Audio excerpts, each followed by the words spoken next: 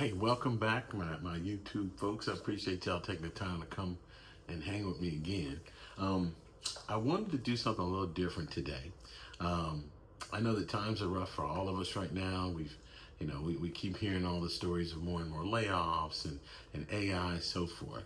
We've talked about that a bit in past videos that you may have seen with me, but I wanted to do something a little different this time, and I want to be more positive.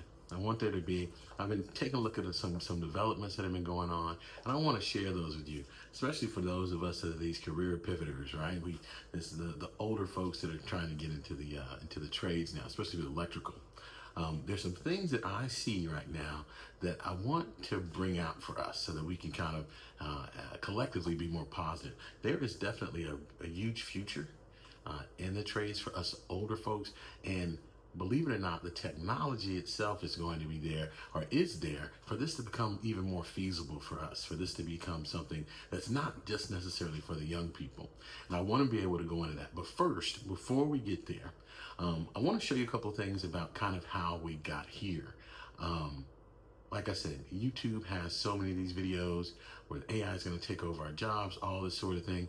But when it really comes down to it, I think that what we're missing in the narrative is something that is much more positive that's there. So if we look beneath that narrative that we keep getting all this scary information about AI, I think that there's something there that we really need to look at closer. It starts with COVID. So we'll start there. And I want y'all to take a look at this with me. One of the main things that really started all of this was, if y'all remember, was a lot of hiring, or overhiring for that matter, that happened during COVID. So y'all take a look at this with me. Here's why white-collar jobs are getting cut first, and why that's a departure from slowdowns in the past. Not only for white-collar workers, but white Patagonia vested workers. But to understand why those cuts are happening, we have to go back even further, to the beginning of the pandemic. As the economy went into crisis mode, layoffs hit a lot of industries. But ones that are not predominantly white-collar were some of the most affected. Entertainment and leisure, and retail, which hire a lot of low-wage and frontline staff, made up most of the job cuts in the first 7 months of 2020. In-person workplaces, everybody got sent home. And so you had a lot of white-collar workers who could do the kinds of jobs that companies still needed in great quantity. And companies like Zoom boomed, companies like Google and Microsoft, suddenly their products were in much greater demand. As the economy started to recover, some industries saw the average number of employees grow from pre-pandemic levels, while others, especially those with frontline workers, grew only a little bit or were left at a deficit. But as employers are now making job cuts amid rising interest rates, they're facing two major problems. For some, it's an excess of white-collar workers who may have been hired for special projects or company expansions during the pandemic. Some of those projects have been closed or pulled back or narrowed. And so companies that hired a lot during the pandemic are just finding they don't need as many people. But elsewhere, there's an unmet demand for workers, namely in blue-collar, low-wage, and frontline jobs. So he said it right there. Companies that hired a lot during the pandemic are just finding that they don't need as many people. Very simple. It's not all this stuff about AI that they keep coming with now. It's the fact that there was a miscalculation that was made by those corporate leaders. But we're supposed to believe right now that it's AI that's taking us out, that's taking away your jobs. We've just found more efficient ways of doing it. So with all that talk of AI, this is exactly where those of us that want to go into the trades, the electrical trades, this is the kind of thing that we're looking for in the midst of them talking about AI. The world's appetite for artificial intelligence is fueling a boom in new data centers around the world and driving a surging demand for power.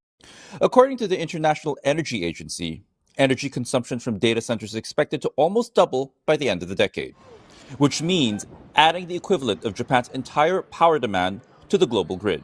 A single data center in the past used to be 10 to 20 megawatts. Now that number has started to be more 100 to 500 megawatts.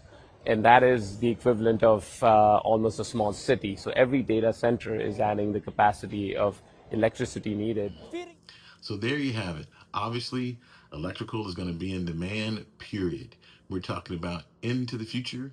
these data management centers, these data centers, they're going to need folks to handle the electricity capacity. They're going to need people to handle those cooling systems. They're going to need people to ramp those centers up. So that's a good thing. That's a win for young and old. Now, the other thing I want to do, like I said, this is a positive. We're trying to be as positive as we can here. But the other thing I saw here, and this is what they call a bioexoskeleton. I was thinking, at least for us that are older in the trade, we're going to definitely need to find some kind of advantage. You know, if you call it advantage, we're going to probably need some sort of help with trying to make sure that we can stay in the field longer, and that we don't have as many issues. And once again, this is for the older folks as well as the younger folks. I'm sure they'll find the need to be able to use it so that they can work longer. And it should be technology that's going to be good for either side. But I wanted to kind of take a couple of show you all a couple of videos of this, because I think this is quite interesting. Like I said, it's something that I feel like maybe down the road when a lot of us, maybe you may have some of us older in the trade, that this would be technology that would be super helpful for keeping the field strong, as well as keeping the field safe. So just wanted to show you that. Now, to reinforce, while we're all here, I'll play this video, right? We know that there are 80,000 electricians that are going to be needed each year up until 2030. If you didn't know that, now you know. So there's a huge area here for us to be able to have the demand that's necessary. There's going to be work for all of us in this. More of experienced tradespeople ready to retire, and that includes up to 30% of electricians. Jennifer Hoff is looking into the problem and why it can't be solved overnight. Jennifer? Rena, industry experts predicted this shortage decades ago. In fact, some data even ranks the metro area here in the top 10 cities with the fewest electricians. But simply replacing those baby boomers who are retiring doesn't necessarily bode well for the quality of work. Any electrician will tell you it's a dirty job, one that fewer people are willing to do, leading to a need of 80,000 new electricians every year. Roadblock is an understatement, but it was extremely difficult to even find qualified, experienced, licensed electricians. Brent Warwood just started a new business and still hopes to hire twice as many electricians to serve St. Paul, where some data shows only 2 are available for every 1,000 residents. That's 1 out of 5 electricians that's not there to service somebody that needs something. The programs to become electricians can be rigorous, like at the Minneapolis Electrical Joint Apprenticeship Training Center, seeing a surge in applicants as students ditch college for trade schools. Without that training, it's a really detrimental to our overall workforce and the overall quality of our electrical installations in the state.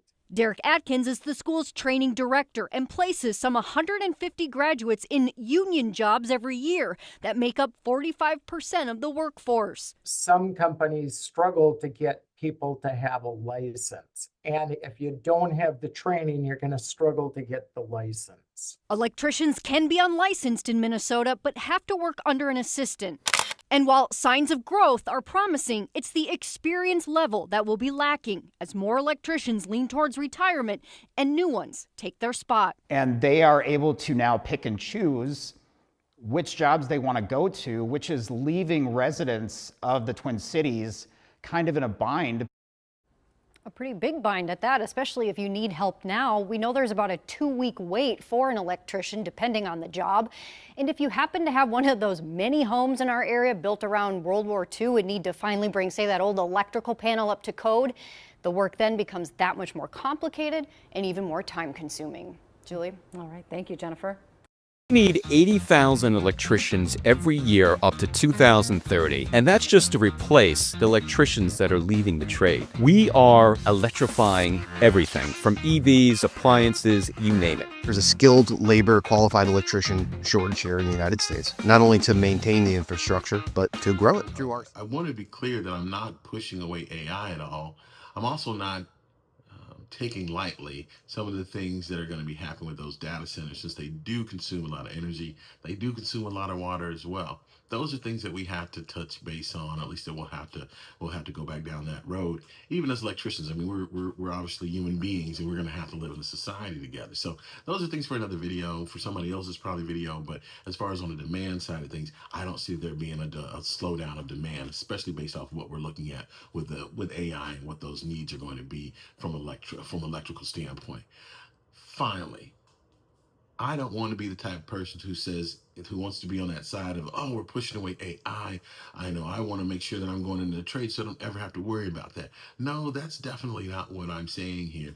I think if anything else, if you're an older person, even younger people as well, but as an older person with that career pivot, keep in mind too that AI is something that can be used to create applications as well that may be helpful to ourselves and the other people, as far as in their apprentice role, as far as as new electricians, as even the existing electricians. As we learn more about the field, as we learn more about AI as well, we have the ability to be helpful to others by maybe creating digital content, creating applications for that matter, that might be helpful in the field. So there's a lot to think about here, and it's not just the one way. It's not just like we're going to all get into this field because we don't want an AI taking over. No, we're going to utilize AI as well to put ourselves in better positions, even within those trades. Maybe even get to a place where we're able to consult more or less, or to even make a passive income on what we're doing and creating technology for those that are in the field as well. But there's just a couple of things that I've been looking at, and I wanted to make sure that I at least put these things across to you, because I think that there's a wonderful future here, and I want us to be able together as a community to be able to look at these things and see that they're to get excited together about this pivot that we're doing as the older folks, right? The old man's journey to journeyman, right? So that's all I have here. But once again, if you want to like, subscribe, that'd be great. I do want this to be a community. I really want people to gravitate. I mean, even with AI, you have a lot of what's called the AI slop that's out there. And I'm a regular person. I don't know what AI person on earth would want to create a mug this ugly. I think that there's a lot of people, young and old as well, but I think there's a lot of people who are worried about the future. And I want to kind of put this across that even in the trades, there is a way to utilize all the technology to our benefit. And I think that the worry is kind of overhyped. And I want to make sure that we, as a community of folks who agree and kind of are in the same world, dealing with the same sort of things, I want to make sure that we're all on the same page and really able to discuss those things together. Like I said, there's so much AI crap out there. I want us to have a place where we as actual human beings can connect with one another. So that's all I got. I appreciate y'all showing up for me. Y'all take care.